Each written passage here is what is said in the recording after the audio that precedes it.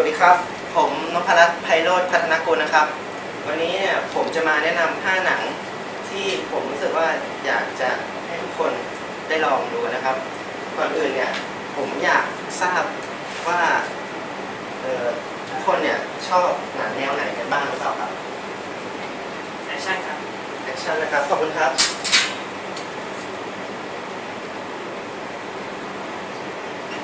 โรแมนติกครับโรแมนติกนะครับขอบคุณครับ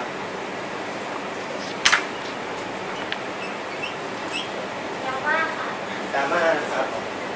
ขอบคุณครับเรื่องนะครับขอบคุณครับไฟไซไฟนะครับขอบคุณครับครับก็เท่าที่เห็นเนี่ยก็คือทุกคนเนี่ยชอบดูหนังกันอยู่แล้วนะครับเป็นบางส่วนก็จะชอบกันหลากหลายแนวกันไปนะครับวันนี้เนี่ยผมก็เลยจะมีหนังมาแนะนำ5เรื่องแล้วก็ที่ผมจะแนะนำเนี่ยก็จะพูดแค่ผิวเผินครับไม่ลงลึกมากเพราะว่าอยากให้ทุกคนเนี่ยได้ไปลองดูเพื่อไม่เป็นการไม่สปอยตัวหนังจนเกินไปนะครับเราก็จะมาดูว่า5หนังที่ผม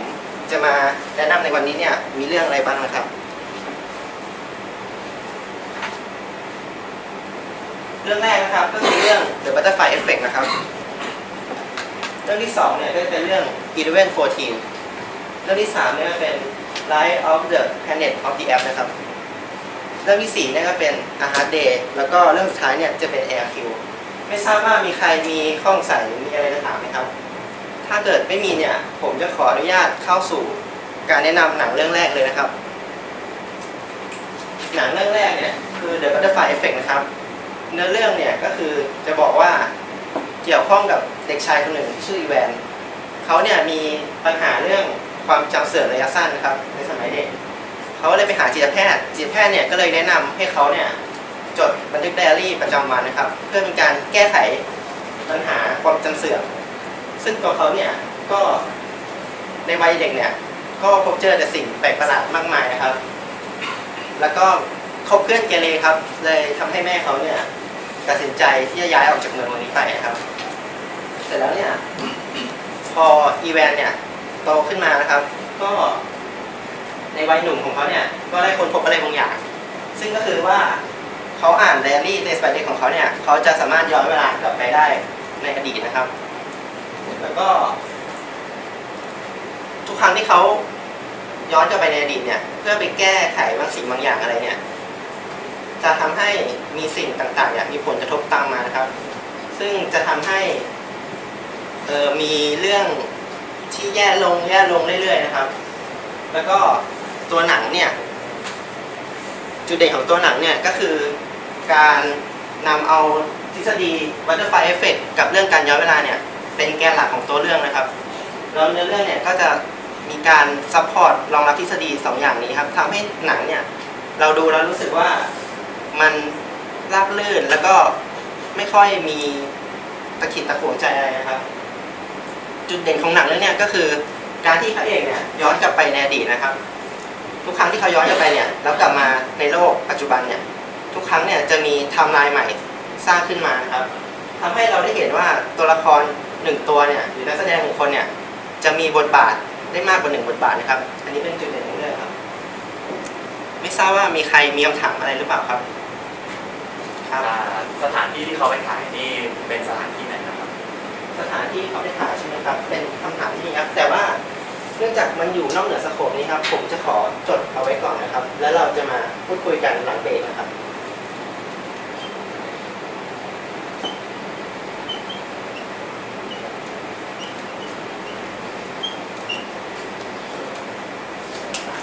มีใครมีคำถามอื่นไหมครับถ้าไม่มีผมจะขอไปสู่เรื่องถัดไปเลยนะครับเรื่องที่2เนี่ย1114นะครับเป็นหนังอินดี้สุดแปลกประหลาดนะครับก็คือจะพยายามนำเชื่อมโยงทุกเหตุการณ์เนี่ยมาอยู่ในเหตุการณ์เดียวกันก็คือเรื่องเกิดเมื่อเวลา 11:04 นาทีก็คือตัวเอกของเราเนี่ยแจ็คเนี่ยได้ขับรถผ่านในความมืดไปครับเพื่อที่จะไปหาแฟนสาวตามนัดแล้วเขาเนี่ยก็ชนกับบางสิ่งบางอย่าง ตอนแรกเขาก็นึกว่าเป็นกวางครับจึงโทรแจ้งตำรวจให้มาจัดการศพของกวางแล้วทีนี้เนี่ยเขาได้ลงจากรถเพื่อไปดู ปรากฏว่าไอสิ่งที่เขาชนเนี่ยไม่ใช่กวางครับแต่เป็นคน แล้วเรื่องราวก่อนจะถึงเวลา 11:14 นาทีเนี่ยก็ที่สถานที่อื่นเนี่ยก็มี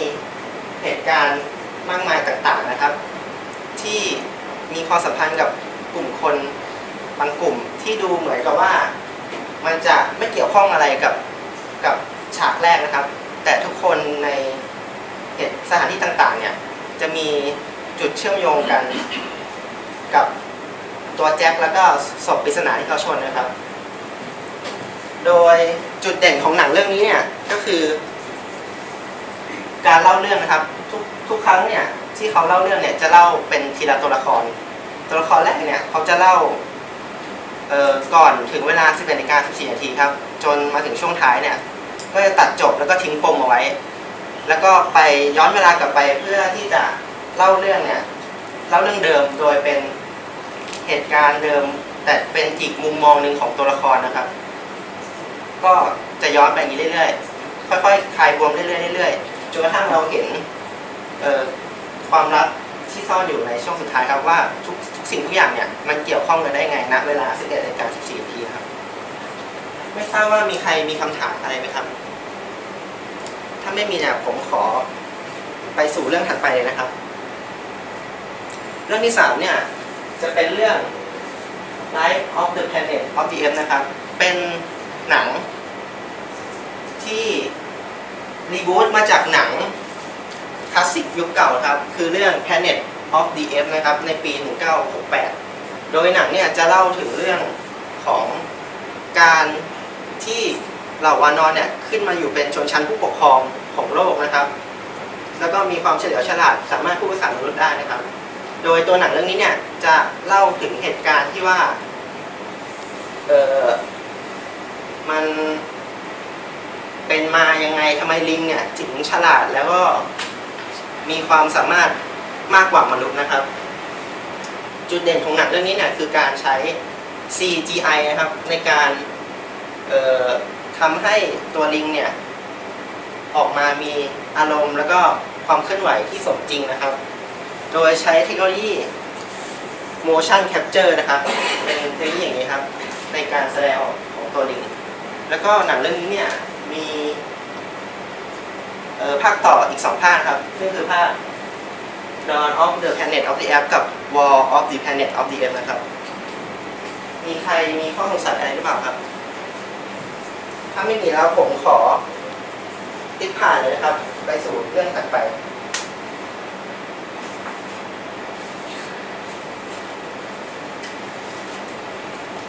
ครับต่อไปเป็นเรื่องที่4เลยนะครับเรื่องที่4เนี่ยเป็นหนังเกาหลีครับ A Hard Day โดยเนื้อเรื่องเนี่ยจะเริ่มแรกเนี่ยจะเล่าเหตุการณ์ที่ซ้อนทับกันอยู่ซึ่งก็คือแม่ของพระเอกเนี่ยกำลังจัดงานศพแม่ของพระเอกอยู่แล้วก็มีกลุ่มตำรวจเนี่ยกำลังเข้าไปที่สำนักงานของพระเอกเพื่อทำการยึดของกลางที่พระเอกรับสินบนมานะครับและตัวเขาเองเนี่ยก็เร่งรีบจนขับรถชนคนตายแล้วเหตุการณ์หลังจากนี้เนี่ยก็เป็นความซวยของตัวละครนี้ครับซึ่งหนังของเราเนี่ยก็จะยัดเยียดเหตุการณ์ที่ทำให้เรารู้สึกว่าตัวละครตัวเนี้ยมีความซวยมีโชคชะตาที่เลวร้ายแล้วคนดูเนี่ยก็จะขัดไปกับการกระทำของตัวละครตัวนี้ครับเดี๋ยวเราลองมาดูตัวอย่างหนังกันสักเล็กน้อยนะครับ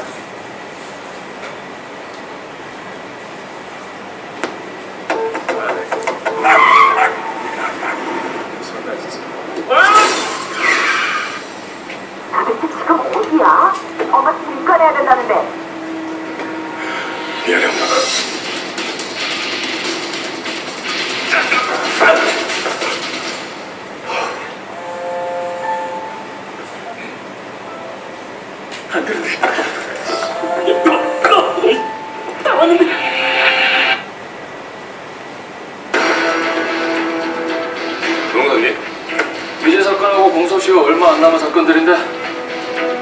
뺑소니 자수하며 연영설치 교통사고 신고가 들어와서 확인 나왔습니다. 어딘가 아니야?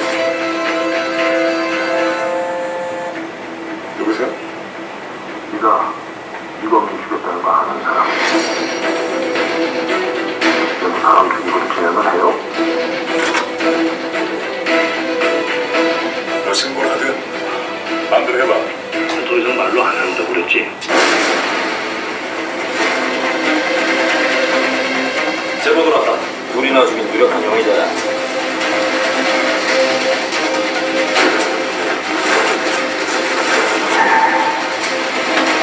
너도 이제 끝이야!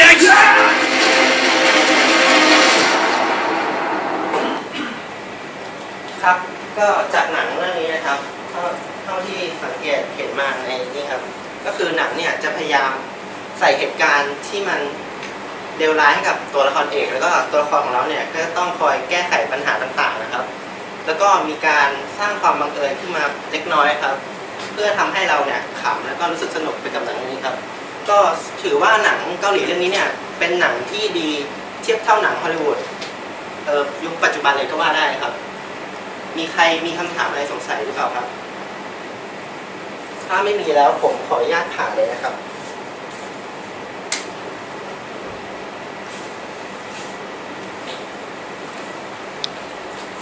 ครับต่อมาเป็นเรื่องสุดท้ายของวันนี้นะครับก็คือ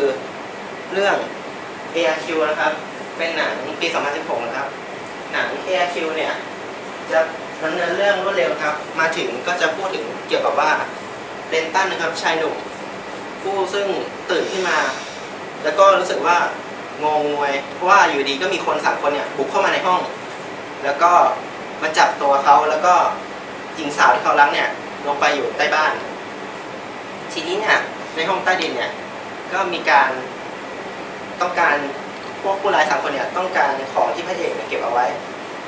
แล้วก็เกิดการต่อสู้กันแล้วพระเอกก็ถูกฆ่าตายแต่เหตุการณ์ทั้งหมดเนี่ยก็ได้ย้อนกลับไปถึงตอนแรกก็คือตอนที่พระเอกตื่นขึ้นมาทำให้เราอยากรู้ว่าหนังเรื่องนี้เนี่ยเป็นหนังย้อนเวลาได้นะครับก็คือจะวนลูปเดี๋ยวเราลองมาดูตัวอย่างหนังกันสักเล็กน้อยครับ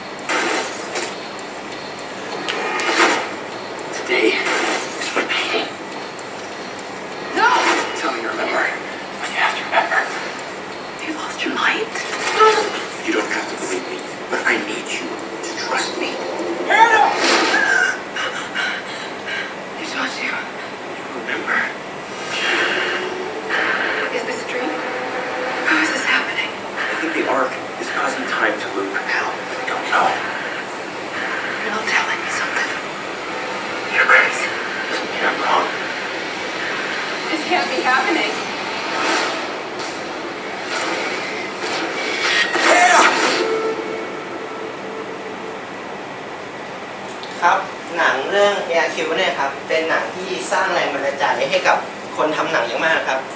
จากที่เห็นเนี่ยก็คือหนังเนี่ยใช้ทุนในการสร้างเนี่ยต่ำมากนะครับก็คือถ่ายทำเนี่ยในฉากบ้านหลังเนี่ยใช้เพียงห้องแค่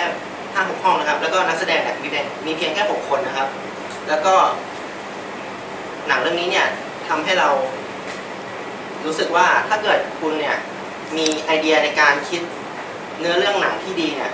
เราไม่จำเป็นต้องมีเงินที่สูงก็สามารถทำหนังไซไฟสนุกๆออกมาได้ขนาดนี้นะครับแล้วก็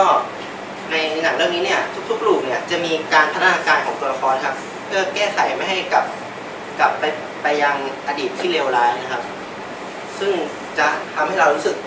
สนุกได้เห็นพัฒนาการของตัวละครในทุกๆลูปนะครับมีใครมีคำถามอะไรสงสัยเพิ่มเติมไหมครับถ้าไม่มีแล้วเนี่ยผมจะขอพักเบรกนะครับเพื่อทำการให้ทำแบบประเมินสักเล็กน้อยนะครับเกี่ยวกับวิทยากรในวันนี้นะครับพักเบรกครับครับหลังจากเบรกกันแล้วเนี่ยคุณครับที่ เราได้พูดคุยกันก่อนที่ถามก่อนหน้านี้ครับ เข้าใจแล้วใช่ไหมครับ ครับผม ครับงั้นผมขออนุญาตลบเลยแล้วกันครับ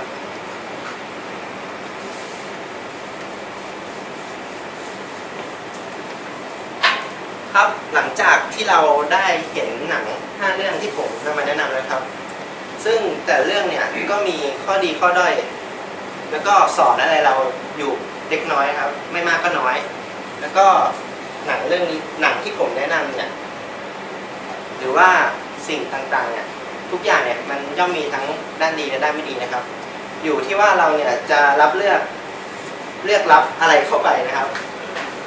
ซึ่งเราสามารถสิ่งที่เรารับเข้าไปเนี่ยสามารถนำไปใช้ประโยชน์ได้นะครับ แล้วก็การดูหนังเนี่ยมันก็มีประโยชน์อยู่หลายอย่างครับ ไม่ว่าจะเป็นการสร้างแรงบันดาลใจให้กับเรานะครับ เพื่อที่จะลุกขึ้นมาต่อสู้กับชีวิต หรือว่าเปลี่ยนแปลงทัศนคติของเรานะครับ สอนให้เรามีประสบการณ์ใหม่ๆที่เราไม่เคยเจอนะครับ แล้วก็คงหลีกเลี่ยงไม่ได้คือสร้างความบันเทิงให้กับเรานะครับ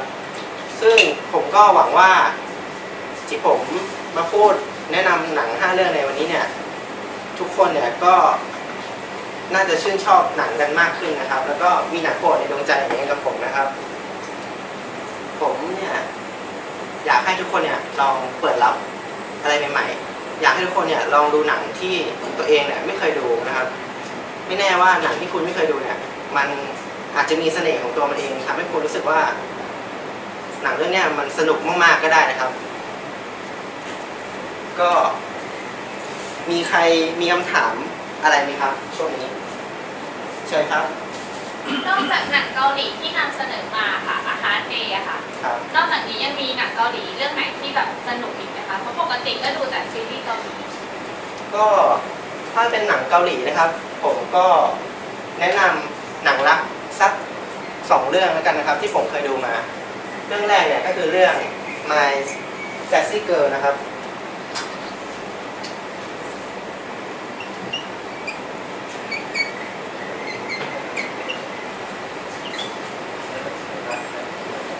My Sassy Girl เนี่ยเป็นหนังเกาหลี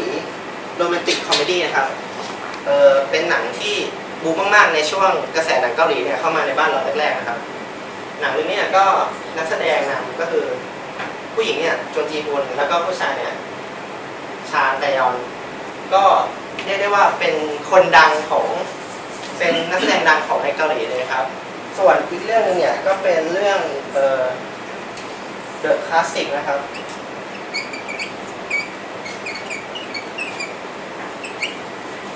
รักแรกของหัวใจรักสุดท้ายของชีวิตนะครับ ก็เป็นหนังโรแมนติกดราม่านะครับ เรื่องหนึ่งที่รู้สึกว่าดูแล้วเนี่ยสนุกแล้วก็ดราม่าเข้มข้นดีครับ มีใครมีคำถามอะไรเพิ่มเติมไหมครับ ถ้าไม่มีแล้วเนี่ยผมจะให้อีเมลไว้นะครับเผื่อว่าใครต้องการติดต่อ หรือว่ามีคำถามอะไรจะถามผม หรืออยากจะแลกเปลี่ยนพูดคุยความรู้เกี่ยวกับตัวหนังกันก็ได้นะครับ ก็สุดท้ายนี้ผมอยากจะบอกว่าให้ทุกคนเนี่ยเวลาดูหนังเนี่ยให้ซื้อแผ่นแท้กันมาดูนะครับขอบคุณครับ